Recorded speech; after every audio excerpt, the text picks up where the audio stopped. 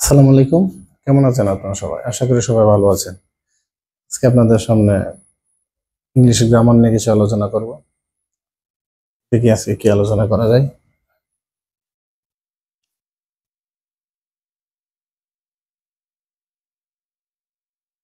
আজকে আপনাদের সামনে আলোচনা করব ইংলিশ গ্রামারের প্রাথমিক আলোচনা হবে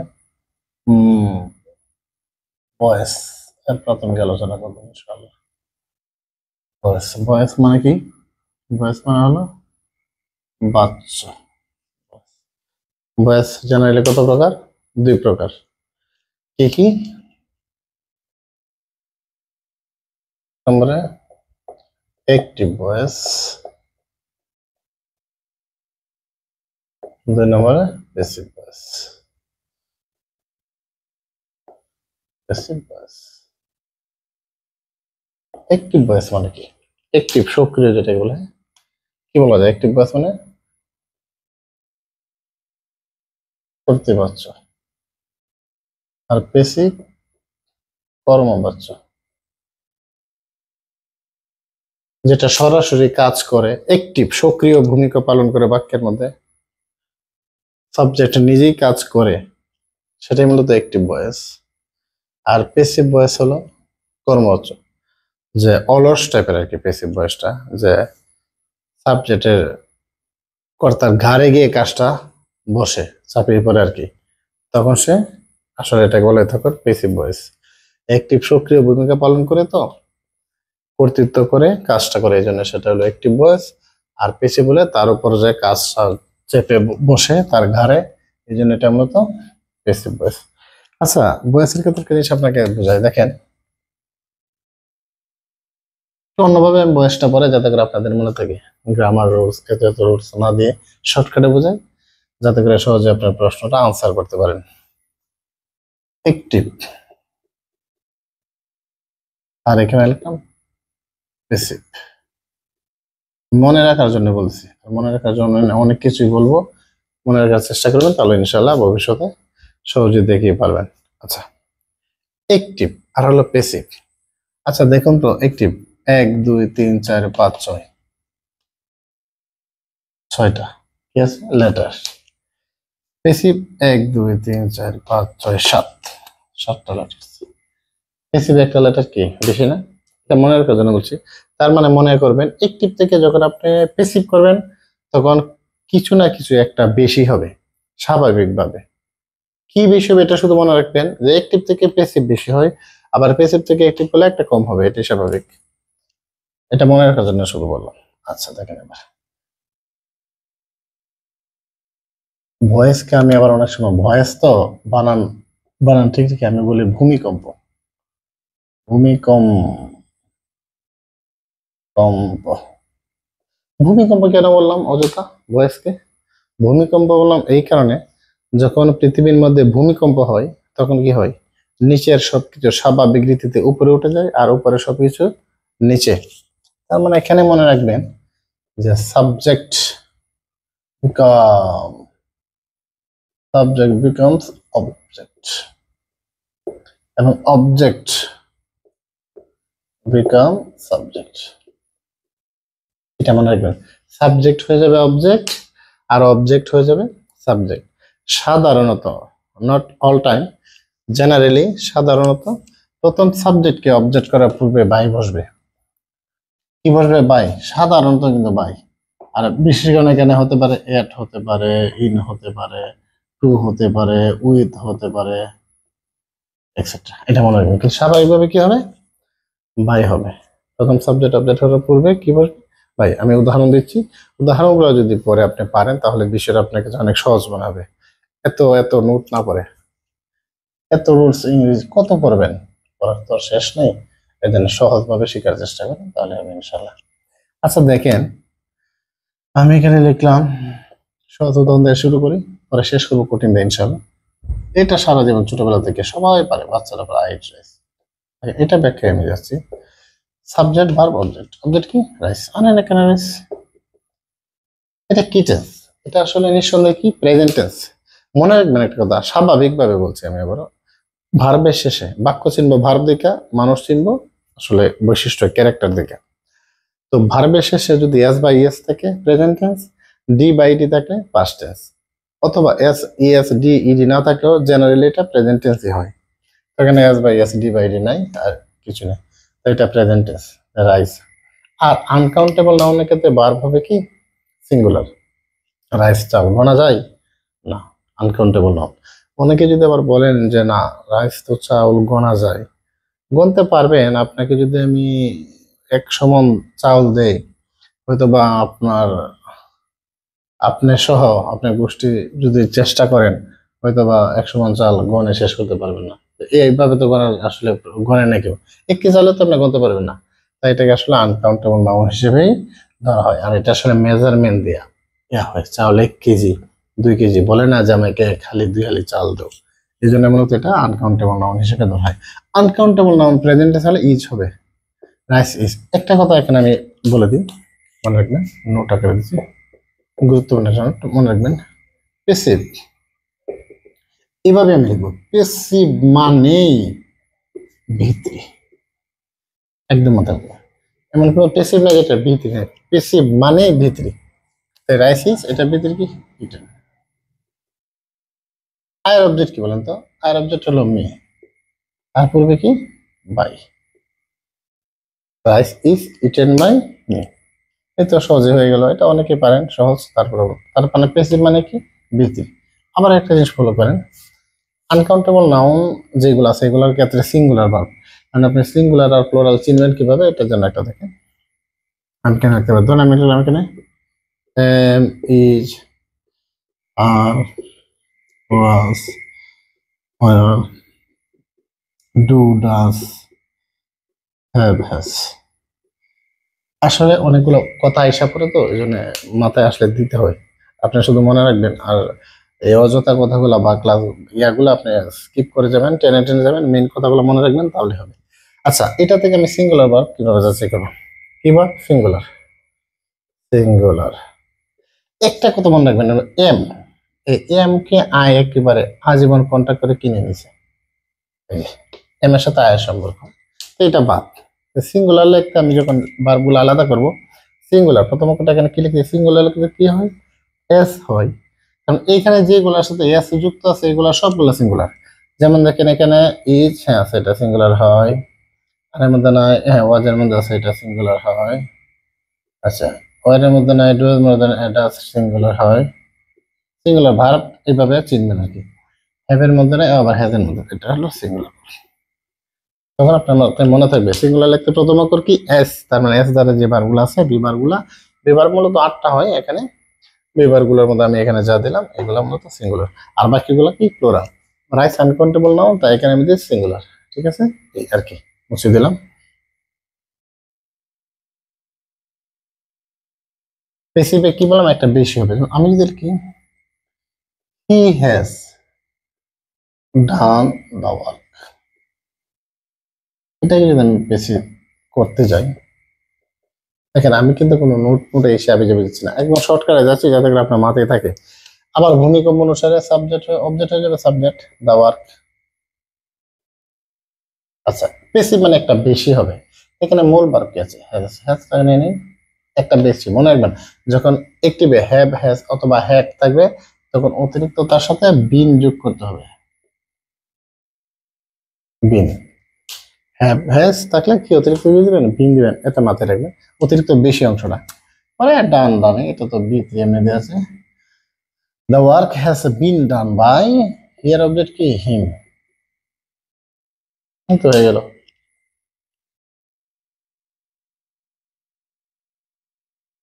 এবার দেখেন আমি যদি লিখি active, he did the work, same কি হবে, এটা passive.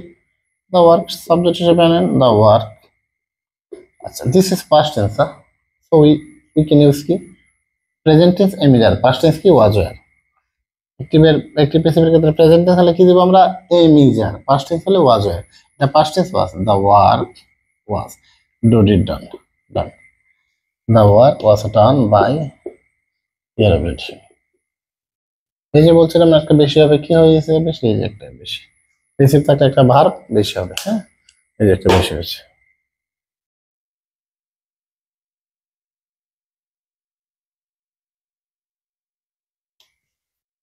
we will write a letter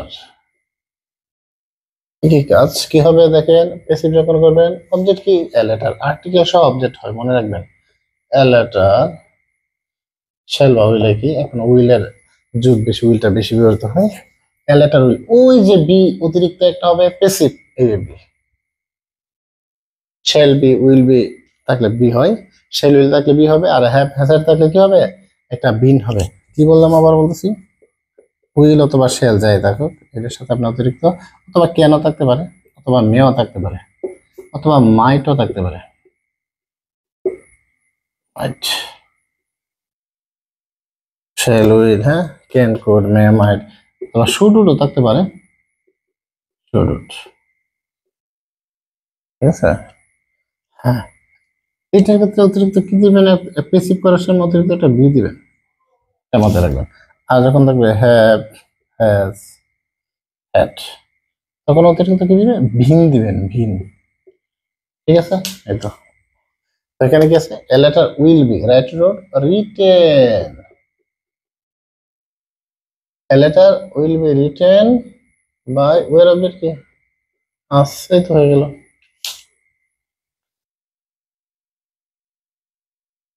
এবার একটা জিনিস দেখেন the principal teaches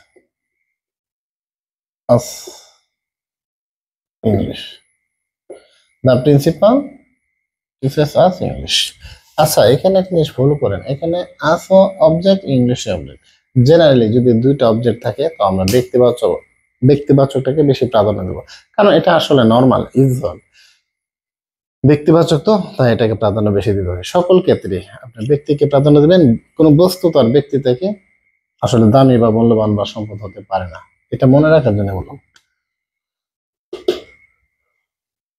সাবজেক্ট হলো উই হ্যাঁ প্রেজেন্ট নাকি আর উই আর একটা বেশি নাই যারা ইউজিএসটি উই আর থট আমরা শিখি কি শিখি ইংলিশ শিখি বাই দা প্রিন্সিপাল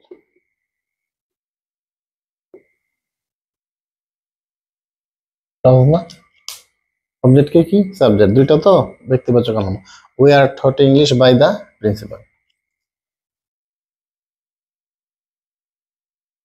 প্রাথমিক গুলো দিচ্ছি আজকে কিন্তু সহজ আমি কঠিন আজকে যাবো না নর্মাল বয়েস গুলো আপনাদেরকে দিচ্ছি যাতে করে আপনাদের মধ্যে নর্মালের মধ্যে এক একটা আমি চেষ্টা করবো যে ভিন্ন ভিন্ন নিয়ম দেওয়ার চেষ্টা করবো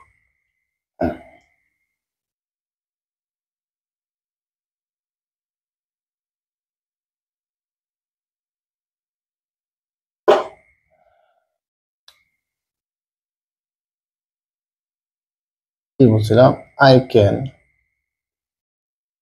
ডু দ্য ওয়ার্ক কি করবো the work can be done by can could shall should will would may might থাকলে কি বসে অতিরিক্ত একটা বি বসে অবজেক্টকে সাবজেক্টকে অবজেক্ট ক্যান আছে মডেল ঠিক আছে তারপর অতিরিক্ত কি বি এই যে প্যাসিভ মানে একটা অতিরিক্ত বি হবে এই বিটা হলো এটা তো আগে নোটে বলে দিলাম ডান বাই মি এই তো সহজ হয়ে গেল আচ্ছা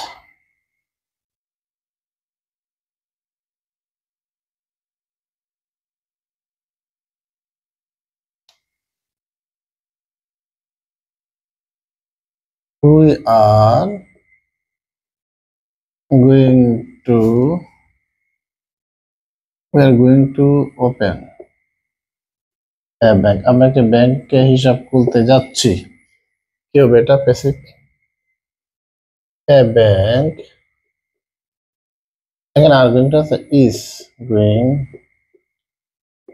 to be opened by us এটা হয়ে গেল এখানে আর পার্থক্য দেখেন এখানে গোয়িং টু একটা জিনিস দেখেন যদি আমি লিখি এভাবে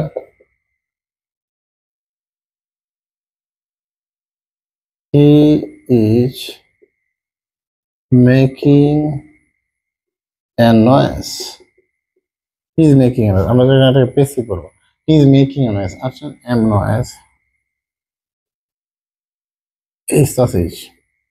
একটা টেকনিক মনে রাখবেন, হ্যাঁ, এটা মনে রাখার জন্য বলে, একটিভে যদি ইং থাকে, ইং প্যাসিভ হবে বিং, যদি তাকে ইং করতে হবে বিং, একটিভে যদি তাকে ইং, প্যাসিভে করতে হবে বিং। দেখেন, a noise is being made by him। এখন অনেকে প্রশ্ন করতে পারে, এইখানে বিং হয়েছে ঠিক আছে, ইং আছে, কিন্তু এখানে হ্যাঁ গোয়িং টু এটা আর এটা কিন্তু এক না। দেখেন এখানে he is making a noise is being made by us, কিন্তু এখানে মানে কি দেখেন এটার সাথে কিন্তু টু যুক্ত আছে, তারা একটি ব্যাংক হিসাব খুলতে যাচ্ছে, ঠিক আছে, টু। আর এইটা একটা ফলো করে, এটা কি, এটা কিন্তু মেকিং এর একটা অবজেক্ট, ঠিক আছে, একটা অবজেক্ট এনওএস, যে নাও একটা অবজেক্ট।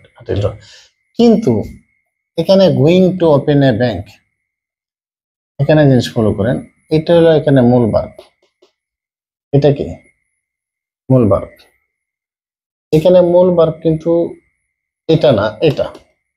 আর এইখানে আইএনজি হওয়ার সাথে এটাই মূল ভার্ব, তাই এই মূল ভার্বের বৃদ্ধি হয়েছে, যেমনটা এখানে ওপেন মূল ভার্ব বৃদ্ধি হয়েছে, ঠিক আছে। এখানে আমরা ব্যাংকে একটি হিসাব খুলতে যাচ্ছি, we are going to open A bank, আমরা এখানে ব্যাংকে হিসাব খুলতে যাচ্ছি, আর এটা কিন্তু মূল ভার্ব, এই জন্য এটা কি হচ্ছে, এটার সাথে বৃদ্ধি হয়েছে। আর গোয়িং টু যখন থাকে একসাথে, তখন গোয়িং টু, তখন এটা মূল ভার্ব হিসেবে এখানে ধরা হবে না, এবং এটার সাথে আলাদা ইন করা যাবে না, এটা মাথায় রাখবেন।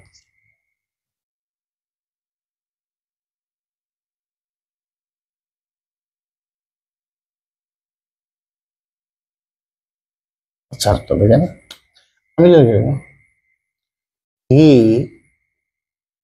কাট দা ট্রি, এটা কি হবে, আনেন প্রথম দা ট্রি, প্রশ্ন এটা কি টেন্স, কাটানো জানি তিনটা কিরকম, এখন বুঝবেন কিভাবে এটা কোন টেন্স আছে, এটা সহজ বলতে সাবজেক্ট এটা তার প্রথম সিঙ্গুলার নাম্বার হওয়া সত্ত্বেও যদি এখানে এস বাই এস না থাকে, বুঝে নিতে হবে এটা পাস্ট টেন্স, তার মানে past tense, was cut, the tree was cut by, এই তো হয়ে গেল।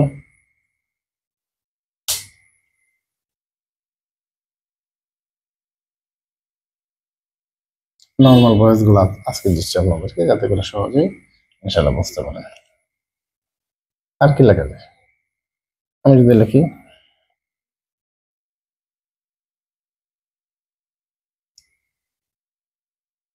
we did not do the work, কি হবে এটা,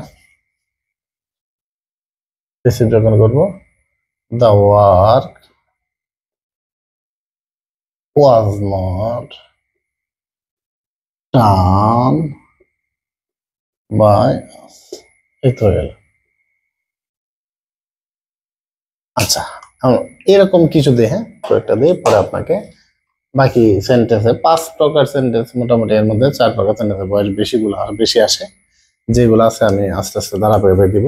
ধরুন আমি লিখলাম এখানে যে active the news, oh sorry,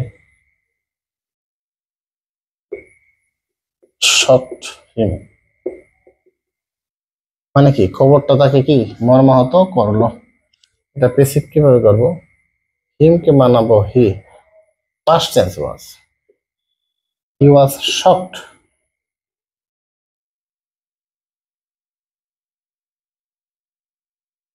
shocked, শকডের পরে প্রিপোজিশন যা বসবে সেটা অনুযায়ী কিন্তু দিতে হবে, তার মানে he was shocked at the news, shocked at, এটা মাথায় রাখতে হবে। আচ্ছা, নিউজ নিয়ে আমি একটা কথা বলি, হ্যাঁ নিউজ, এটাকে বুঝে ফেলেন যে কি লিখছি, দ্য নিউজ শকড হিম, হিমকে কি বানালাম পাস্ট টেন্স, শকড, ইডি থাকলে পাস্ট টেন্স, তাই ওয়াজ, আমরা জানি ভার্বের শেষে এস বাই এস থাকলে present tense, D by D থাকলে পাস্ট টেন্স জেনারেলি, এবং এস বাই এস বা ডি বাই ডি না থাকলেও সেটা সাধারণত প্রেজেন্ট টেন্সই হয়। হি ওয়াজ শকড, শকডের পরে কি বসে এট, এই জন্য এট দ্য নিউজ। আচ্ছা, এখানে বাই হবে না, কারণ কিছু নির্দিষ্ট ওয়ার্ডের পরে কিছু নির্দিষ্ট প্রিপোজিশন বসে, তাই এটা মাথায় রাখতে হবে। আচ্ছা, নিউজ নিয়ে যেটা বলতে চাইলাম, এখানে এন তো হলো নর্থ, ই তো হলো ইস্ট, ডব্লিউ তো হলো ওয়েস্ট, এস তো হলো সাউথ, সাউথ। এটা আসলে দেখেন, নিউজ মানে পৃথিবীর 4 কর্নারের তথ্যগুলো আপনার কাছে পেপার আকারে প্রকাশ করে। এটা 4টা যদি ওয়ার্ড লেটার প্রথমে আমরা লিখি, তা এটা আসলে নিউজ হয়। বসে থাকবে, যদি আমি লিখি আই নো হিম, এটা আমরা বলতে পারি হি ইজ নোন, এই নোনের পরে টু বসে, টু মি, নোনের পরে টু বসে, নির্দিষ্ট ওয়ার্ড বসে, নির্দিষ্ট ওয়ার্ডের পরে কিছু নির্দিষ্ট প্রিপোজিশন বসে, এই জন্য এটাই হবে।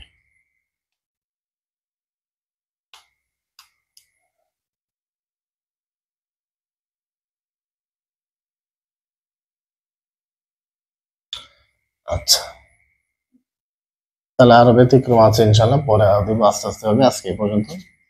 আসলে আমার কথায় অথবা লেখায় অথবা বোঝানোর মধ্যে যদি কোনো ভুল হয়ে থাকে, ইনশাল্লাহ আপনারা আমাকে ধরিয়ে দিবেন, আমি শুধরানোর চেষ্টা করব, এতে আমার অনেক উপকার হবে। দয়া করে তখন আমি আপনাদের কাছে ইনশাল্লাহ আপনার কাছে আমি কৃতজ্ঞ থাকবো। ভুল হতেই পারে, এটি স্বাভাবিক, মানুষ মাত্রই ভুল করে, তাই ভুলগুলো ইনশাল্লাহ ধরিয়ে দিবেন, আমি চেষ্টা করবো শুধরানোর। যাই হোক, তাহলে আজকে পর্যন্তই। অন্য কোনো দিন আসবো ইনশাল্লাহ নতুন কোনো আইটেম নিয়ে, বাংলা অথবা ইংরেজি। সেই পর্যন্ত ভালো থাকবেন, সবাইকে ধন্যবাদ। খুদা হাফেজ, আসসালামু আলাইকুম।